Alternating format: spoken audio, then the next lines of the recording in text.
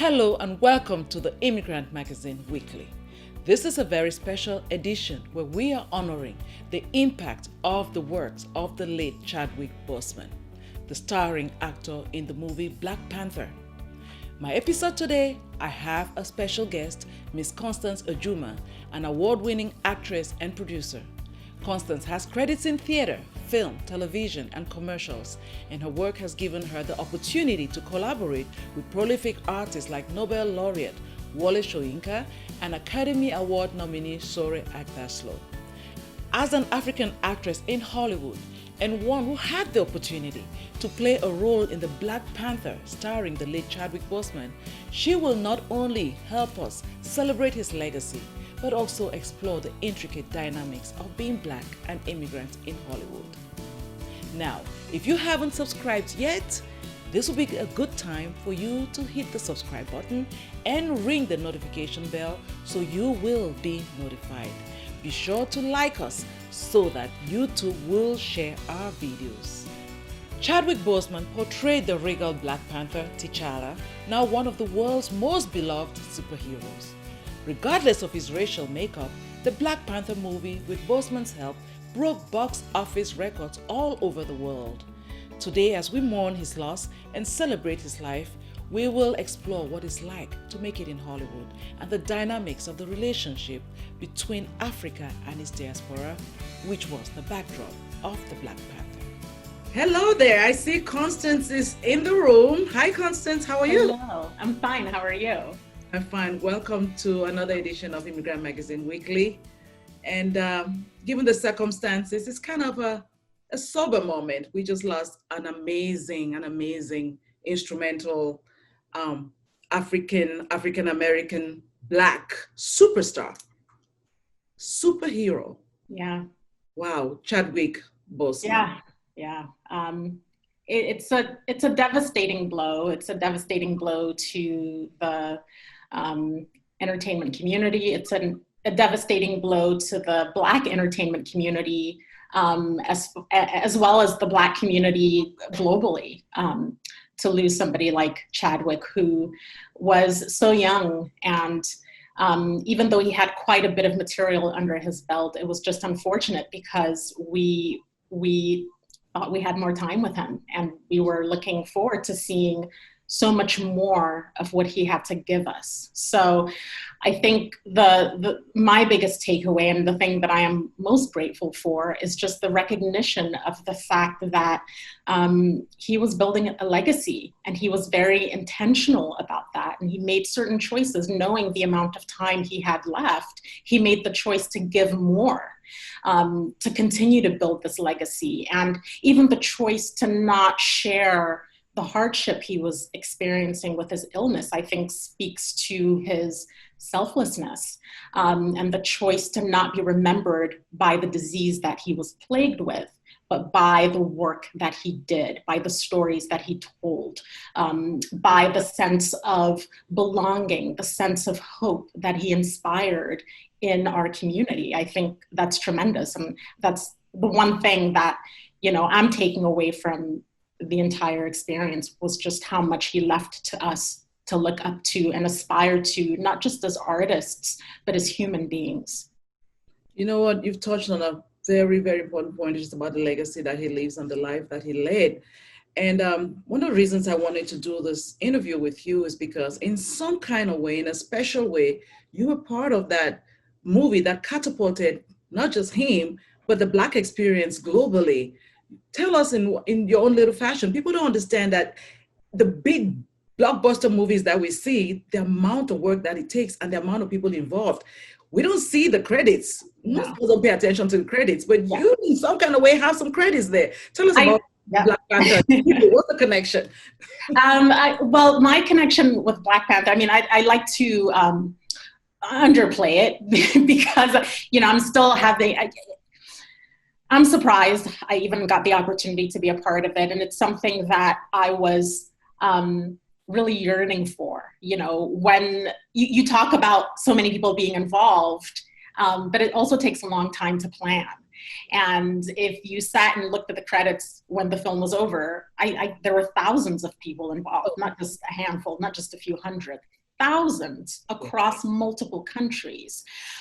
When the production of the film was announced many years ago, you know, Marvel, the Disney Marvel collaboration, and the calendar was being disclosed, and it was revealed that there's a Black Panther film coming, and Chadwick Boseman was going to be the Black Panther, and Ryan Coogler was going to be the director. It was a very exciting time, and my personal kind of yearning for the film had more to do with the opportunity to work with Ryan Coogler. I'm a big fan of his. I've been following his work over the years, and you know, I was not a comic book fan. I was really not as well versed in the Marvel universe as hardcore fans are. For me, I was more interested in being in the orbit of this artist that I admired very much.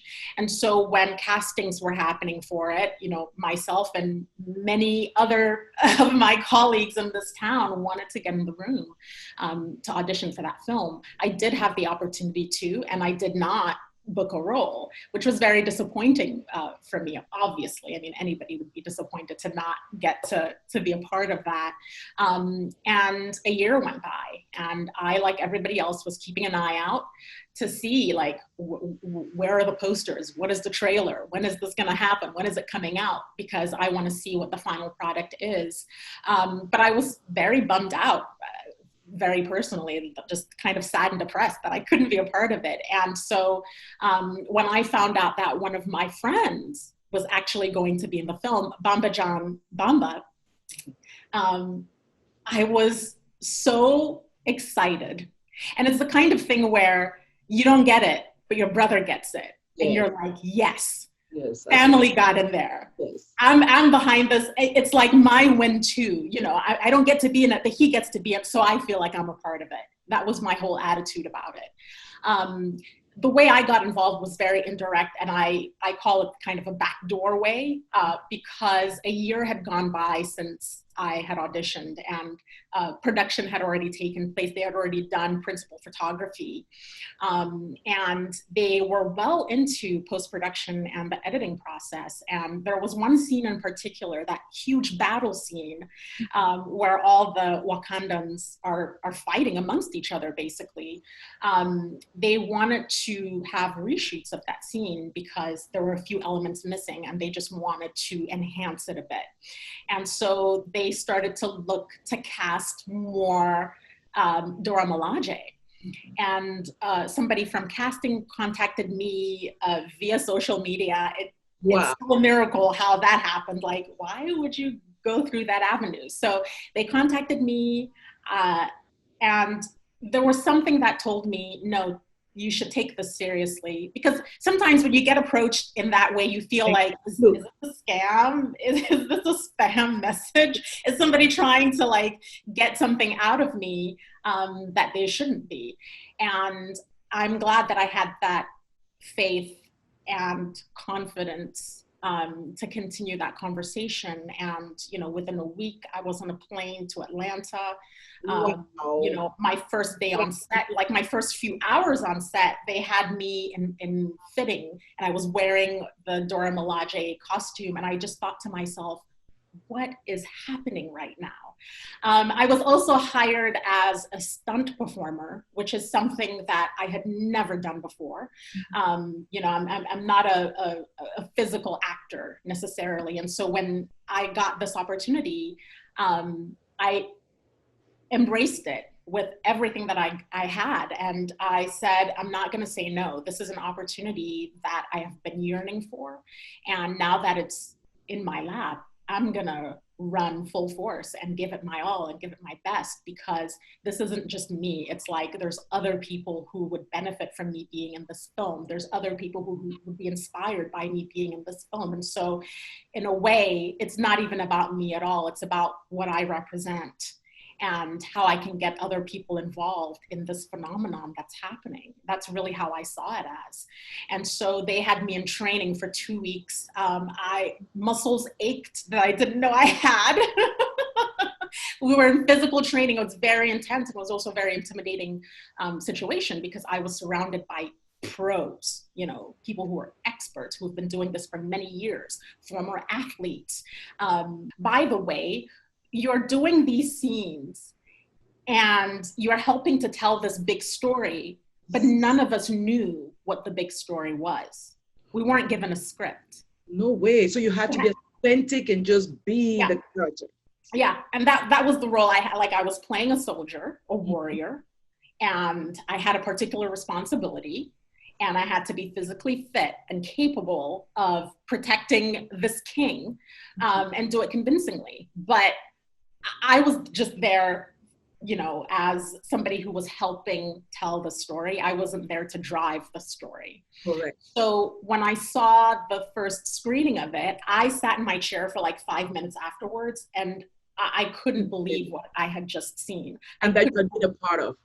Absolutely. Just a part of that, a part of the narrative, a part of the story of a piece of work done by a cast that's primarily of color, telling a story that is not necessarily a Black story, but a universal story, a story that many, many people of all kinds of backgrounds could relate to. Absolutely, it was primarily geared towards Black people around the globe. But I think the real gravy of it was that it was a universal thing. You can't really say, oh, okay, well, that only Black people can relate to Black Panther. That's not true at all. And we're still seeing the impact of it today. Absolutely. But still, there is this the driver of the story, which is kind of the conflict that exists between the Africans from the motherland and the African American experience, and the feeling of the motherland having abandoned or betrayed in some kind of way, the African American brother or sister in the which is played by Michael B. Jordan. Yeah, Michael B. Jordan, which he did such an amazing job. So what do you think about that conflict? Because now in real life situations, we encounter this all the time. How did you see that? What lesson could we draw from that scene, from that experience? The reason why I loved the story of the film so much was precisely because that was the conversation that was being had in the film. I'd never really seen it spoken about, or I've never really seen that kind of dialogue in a film before. And it's a dialogue, to your point, that we've been having for a very long time in real life. So for me to see that, and to see, Ryan Coogler talk about it in that way, I felt as though both sides were represented pretty well. I felt like there was a good sense of balance of looking at both perspectives. I think it's a conversation that needs to continue, because I do believe that there is still a lot of misunderstanding. There's still a lot of resentment. There's still a lot of just unnecessary, I think it's unnecessary friction, in these interactions that Africans have with African Americans, and vice versa. And this is just not African Americans. It's those who were descendants of slaves in other countries, whether it be the UK, Brazil, wherever. The same thing applies. And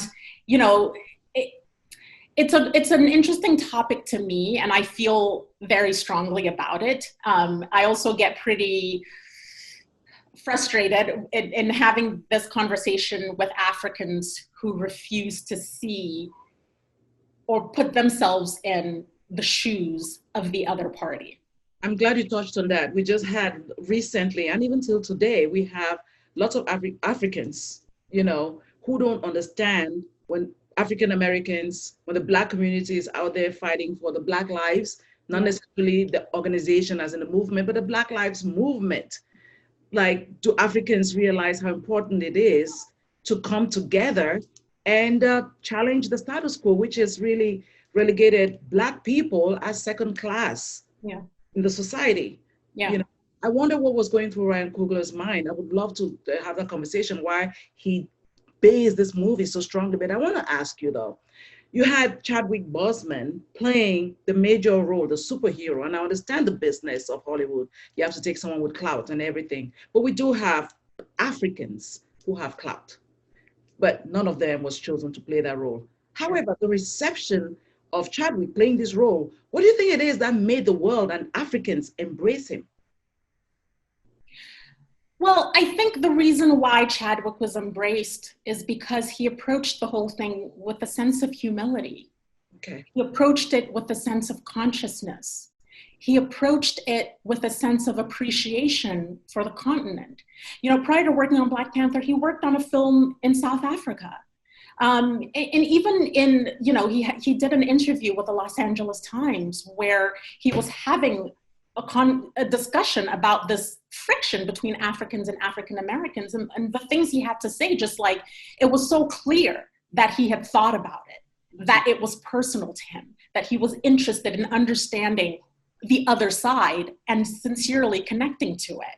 I've also heard him in interviews say, you know, when he was asked, which side do you most identify with in this conversation between Black Panther and Killmonger? He says, as an African American, you know, I identify with Killmonger, but I also see the other side. I understand it. And the beauty of Chadwick, again, going back to this word, legacy, was to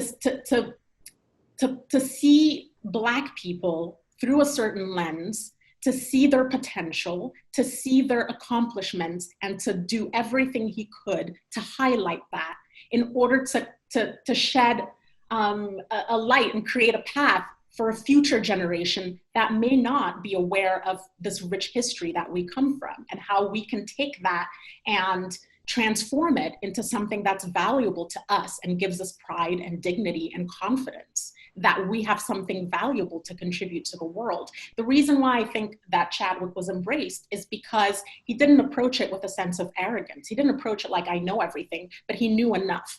Another story, you know, that I had heard, when the Black Panther character was introduced in, I believe, Captain America,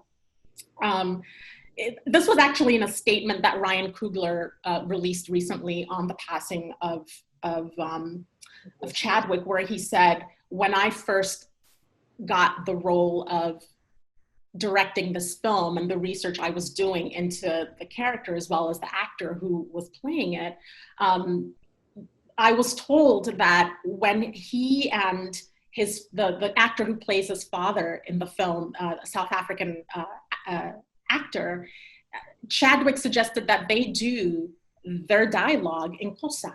Oh, wow. Which is one of the South African languages. And he learned that dialogue that day on the fly. That is so, you see those little intricacies that we don't Exactly. And it just shows you, like, this guy is committed to a particular cause, and he is willing to do what it takes to get there. Another thing that you may or may not know is even the way that the characters in this film speak, the accent that was decided on, not just the universal language that was decided on, but the way in which the actors sound when they speak English was also a point of contention, because the production or whoever the powers that be had it in their minds that the actors would speak in a British accent. Oh, wow. And Chadwick was fighting for them to speak in African accents, and that's how that happened. You know, can you imagine of seeing this film? And that is a problem we have with Hollywood sometimes. Yeah, there's no.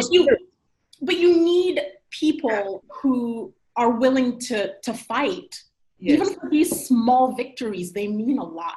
They do mean a lot, because that film would have been very different if all the accents you were hearing were British accents. Another layering of colonization, you know, this film that's supposed to be pro-Black and independent Africa. I doubt that would have had as much success, because I think about it, he did an interview where he said he was humbled by Africans from different African countries that came up to him and said, you represented us well. Kind of like an ambassador thing, you know. I mean, the guy was really a force to reckon with. Yeah. He took his crafts very seriously. So I want you to talk a little bit about what you think he'll be remembered for, and what we as people of African descent should take away from him. I think Chadwick Boseman will be remembered for the work that he did.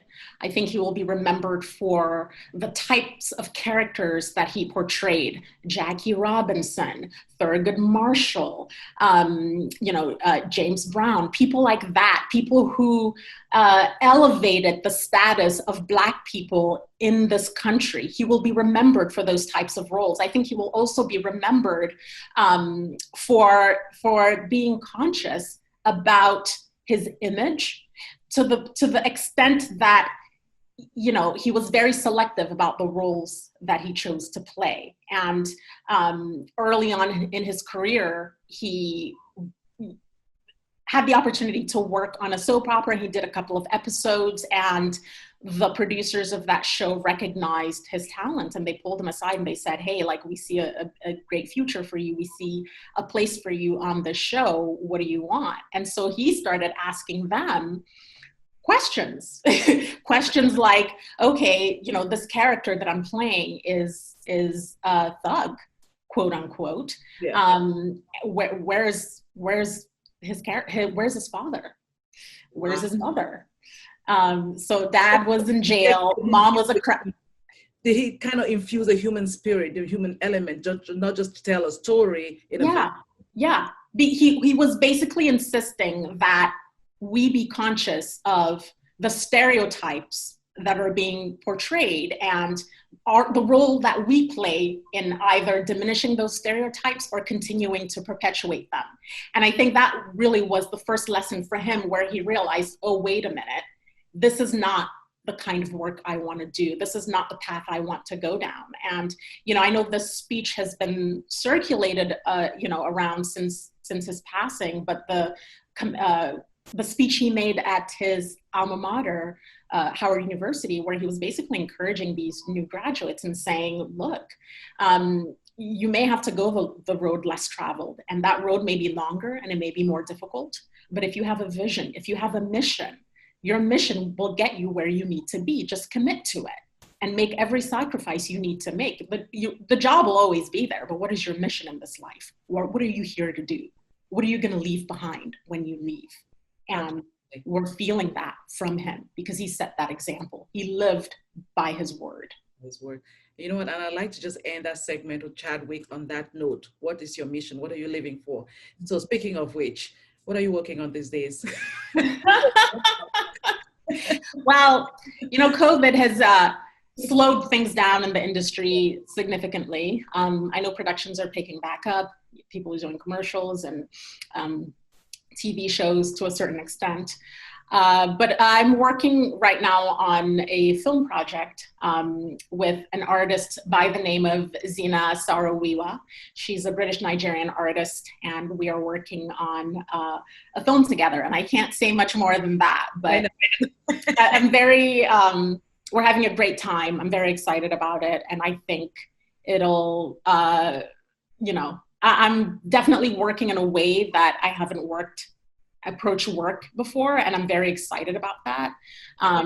Especially in this environment where so many things are uncertain, it's still great to be able to practice my art in a way that speaks to my heart, and I can still kind of share stories and put messages out there that'll help inspire people. Okay. And what do you think about our first VP nominee, Senator Pamela Harris, a Black woman, first? Black Asian, yeah, right? South Asian. Yeah. I couldn't let you go without asking you that question, because every woman needs to answer this question for me. I think it's amazing. Regardless of your political affiliation. It's not about what you're a Democrat, Republican, doesn't matter to me. I just want to know woman to woman. I think it's amazing. It's about time. It's long overdue. And regardless of what your politics are, for me, I'm always interested in who's the most capable to do the job, right. Who has the experience, who has the vision, who has the know-how. And I think she's an amazing candidate. So I'm looking forward to the elections. And we will be looking, and I hope that when your movie is ready, that you'll talk to me first. Of course, I would love to. Thank you so much for joining me today, Constance. Thank it's you. been a pleasure. And let's go out there and live life like Chadwick lived. He didn't hold back, even in sickness. We need to stop complaining when we have a little headache. Yeah. How about that? and go out there and live a dream. So thank you, and I wish you all the best. Thank you so much. You as well. Well, we've come to the end of our show, a very special edition dedicated to the life and legacy of the late Chadwick Boseman. I hope his life inspired you just as much as it inspired me. I hope you had a great time with my guest. I would love to hear from you. I would love to hear your thoughts on our discussions. So please share them in the comment section of this video, and be sure to follow me on Twitter and Instagram at Anchang, and like us on Facebook, The Immigrant Magazine. See you next time on Immigrant Magazine Weekly on TimTV.